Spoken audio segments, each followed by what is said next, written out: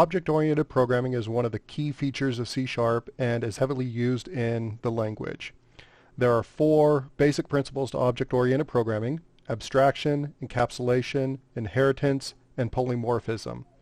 We're going to focus on the first two, abstraction and encapsulation, in these videos.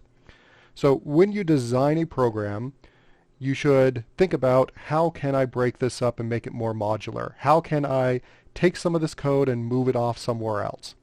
A lot of that will come down to creating methods, but sometimes you may want to think about, okay, well, I have this group of things and I have these attributes for those things and I have these methods and functions and things that these groups of things can do. How can I take that and split it off into another section to group like things together so that those like things all have the same things that they can do?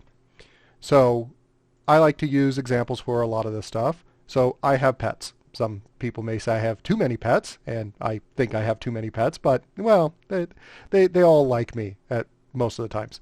But I have pets, and so from that, I have a couple of dogs.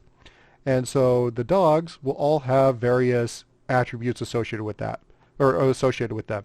So they will all have a name. They will all have an age. They will all have a color, a breed, and everything like that. So I could go ahead and create a class for my dogs.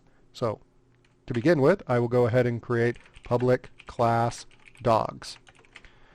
So this means that I can create objects which are of type dogs, and I can do stuff with that. So this is quite boring, but we can add some stuff in here.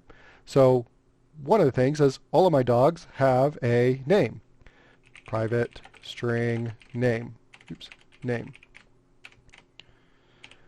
All right, so this is a member variable, or in C# it's known as a field. I'll probably refer to this as a variable just because that's what I'm used to, but you may see it as a variable.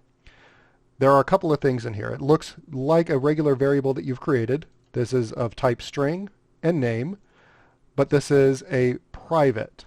So this is a public class. This is a private string. Both of these have a name. These are the types, and this is the access keyword. Private means that only things inside of that class can access it.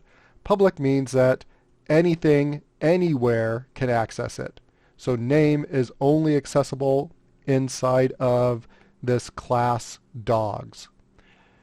So normally when you create variables, you should create your variables as private. It's just good practice because you don't want things outside of the class to modify a variable. You want it to go through other methods and other steps to actually modify those variables.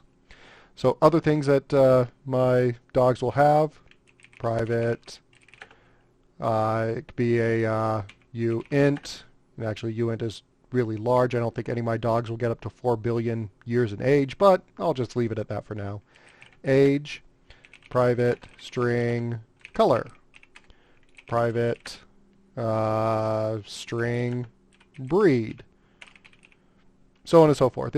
And really, when you design a program, you need to figure out, okay, what variables, what fields are going to be associated with that class. And let me go ahead and sketch this out. I like to sketch things out on paper. I'm older school. I like pencil and paper. I like to write things out. I like to draw things. I like to draw lines between stuff.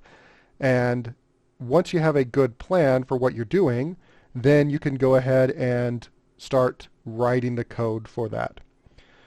Now, once we have created these, let's go ahead and also create a method here. So the method is going to be the exact same as what we had here. Oh, and actually, I apologize. I had put this inside of the public class here. Let's go ahead and move this outside of this into our namespace. That's where I'd actually meant to put it. So our main exists in this public class, and our dogs exist outside of that in the namespace. So let's go ahead and create a method here. And our method, we're going to do public void bark. Console.writeLine bark. So this is a method which is the exact same as what we created in the previous set of videos. And this is a method which is inside of this class. This method exists inside of this class. Now you'll notice that this is public, just like the public up there. It is not static. Notice that this is a static method. This is a public method. So we cannot just call bark unless we already have an instance of the class dog. This is void, doesn't return anything. This is the method name, bark, and this is the parameter list, doesn't have anything there. Great. So let's go ahead and create an instance of a dog. So for this, all we do is we take our class name. That is going to be the type, dogs. Now, because we have a type, now we give it a name for our dog. Novo is equal to new dogs. So this is creating an instance of dogs.